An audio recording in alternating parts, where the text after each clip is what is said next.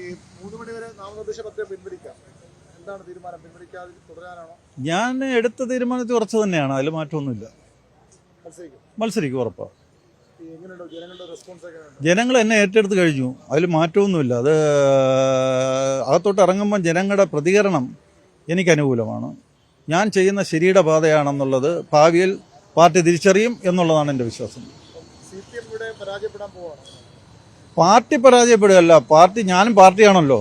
പക്ഷെ പാർട്ടി ഒരു ഒരു ഒരു ശരിയായ പാതയിലേക്ക് കൊണ്ടെത്തിക്കാൻ എനിക്ക് കഴിയും എന്നാണ് ഞാൻ വിശ്വസിക്കുന്നത്. ഒന്നുമില്ല. ഇവരുടെ എല്ലാവരുടെയും കൂടെ വോട്ട് എനിക്ക് കിട്ടുകയാണ് ഇന്ന് വരാൻ പോകുന്നത്. അത് പ്രത്യേക ഒരു സാഹചര്യം നമ്മുടെ വാർഡിൽ ഉടലെടുക്കും എന്നുള്ളത് എനിക്ക് വ്യക്തമായി കഴിഞ്ഞു എന്നുള്ളതാണ്. അതെനിക്കറിയില്ല. ആയിരിക്കാം. ഈ സാധാരണ സ്ഥാനാർത്ഥികളെ കണ്ടെത്തുമ്പോൾ ഒരു ജനകീയ സ്വഭാവമുള്ളവരെ കണ്ടെത്തി കഴിഞ്ഞാൽ സ്വാഭാവികമായിട്ടും ജയസാധ്യത കൂടുതലാണല്ലോ. അതാണല്ലോ ഇന്നത്തെ. പണ്ടൊക്കെ ഇങ്ങനെയല്ല. പാർട്ടി എന്ന് പറഞ്ഞാൽ വോട്ട് ചെയ്യാൻ. ഇന്ന് അതൊക്കെ മാറിക്കഴിഞ്ഞു എന്നുള്ളതാണ് ഇന്നത്തെ സാഹചര്യം നമ്മളെ പഠിപ്പിക്കുന്നത്. അത് പാർട്ടി ഉൾക്കൊള്ളണം. അല്ലാതെ പാർട്ടി പഴയ രീതിയിൽ നിന്ന് കഴിഞ്ഞാൽ അത് ബുദ്ധിമുട്ടിലേക്ക് വരും. അതേ ഉള്ളൂ.